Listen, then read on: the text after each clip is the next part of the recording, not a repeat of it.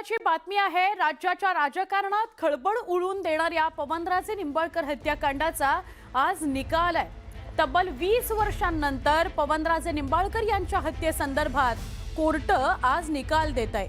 मुंबईतील अतिरिक्त सत्र न्यायाधीश तथा विशेष न्यायाधीश एस.आर. नावंदर यांच्या कोर्टात सुनावणी झाली। राज्याचे माजी गृहमंत्री तथा माजी खासदार डॉक्टर पद्मसिंह पाटील यांच्यासह 9 जण यात आरोपी आहेत। निकालाकडे अवघ्या देशाचं लक्ष लागलंय। तब्बल 2 दशकांनंतर या प्रकरणाचा निकाल लागतोय।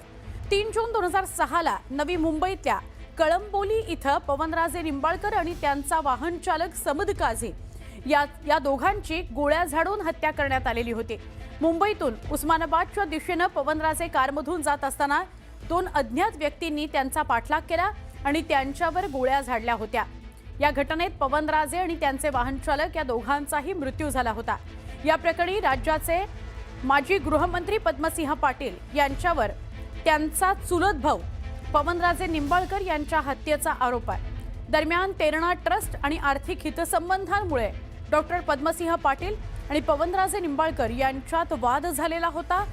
दोघंही चुलत भाऊ असले तरी सुद्धा त्यांच्यात तणाव होता। या प्रकरणी सीबीआयने पद्मसिंह पाटील यांना 2009 मध्ये अटक देखील केली होती। तब्बल 2 दशकांनंतर या प्रकरणाचा निकाल लागणार आहे। त्यामुळे 20 वर्षांनंतर पवनराजे निंबाळकर यांच्या हत्येप्रकरणी आज हे स्पष्ट होईल की ही हत्या कोणी केली आणि त्याला शिक्षा सुद्धा होईल।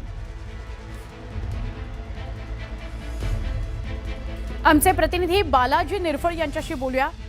बालाजी, खरे तर 20 वर्ष लोटली आहेत आणि महाराष्ट्राला नवे देशाला जाणून घ्यायचे पवनराजे निंबाळकर यांची हत्या कोणी केली आणि त्याला कठोर शिक्षा होणार आहे का? आज निकालाचा दिवस आहे, काय सांगाल?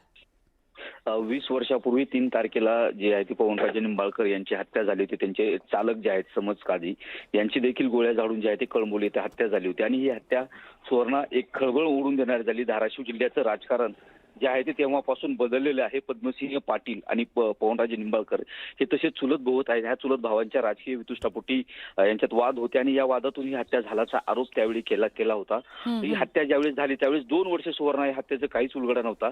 मात्र यातला जो आरोपी आहे तो अटक झाला आणि दुसऱ्या प्रकरणात अटक झाला आणि त्याच्यातून ह्या सगळ्या गोष्टी ज्या आहेत ते तोंडातून बाहेर निघाल्या। याच्यात मग अण्णा हजारेंचं देखील नाव आलं की अण्णा हजारेंच्या हत्येची देखील सुपारी देण्यात आली होती। त्यामुळे हे सगळं प्रकरण जर बघितलं तर एका फिल्मीप्रमाणे सगळं घडलेलं आहे। त्याच्यात खूप कालांतर गेलेत, 20 वर्ष तब्बल या आता घटनेला झालेले आहेत आणि त्या घटनेनंतर जे आहे ते आता आज सुनावणी होते।